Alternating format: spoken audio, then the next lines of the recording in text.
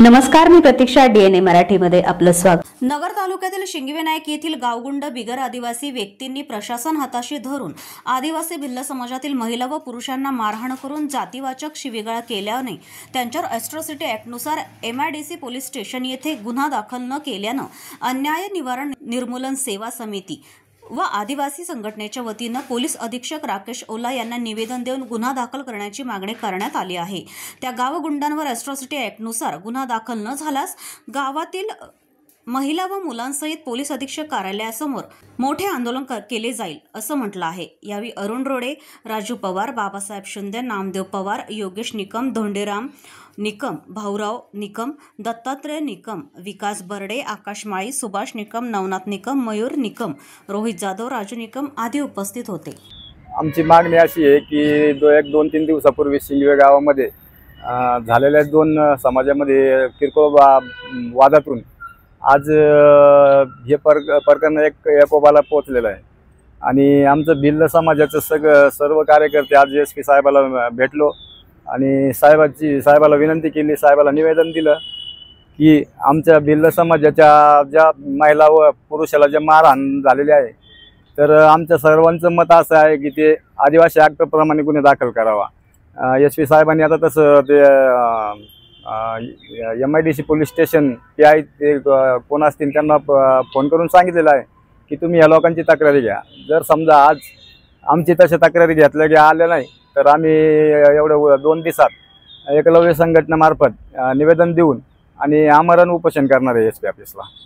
परवा दिवशी जो शिंगवे गावामध्ये भांडणाचा किरकोळ वादातून जो प्रकार घडलेला आहे भांडणाचा, तर त्याचं स्वरूप आजच्या घडीला विकोपाला गेलेला आहे की 2 दिवसापासून तेथील ग्रामस्थांनी गाव पण ठेवलेला आहे आणि आमचा जो आदिवासी समाज वाड्यावस्त्यांवर राहतो ना तर तिथे परवा दिवशी त्यांना वाड्यावस्त्यांवर जाऊन जी मारहाण झालेली आहे, महिलांना मारहाण झाली, मुलांना मारहाण झाली, माणसांना देखील याप्रमाणे खूप बेदम मारहाण झाली.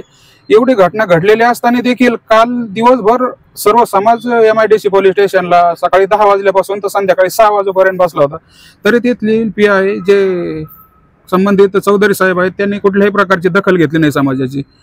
वरून त्यांचं गावकऱ्यांची बाजू घेऊन यांना म्हणतात का आम्ही हे करू, आम्ही ते करू आणि संबंधित गावकऱ्यांनी जे परवा दिवसापासून जे गाव बंद ठेवलेलं आहे ना त्या संदर्भात देखील चुकीचा निर्णय तो गावाने घेतलेला आहे.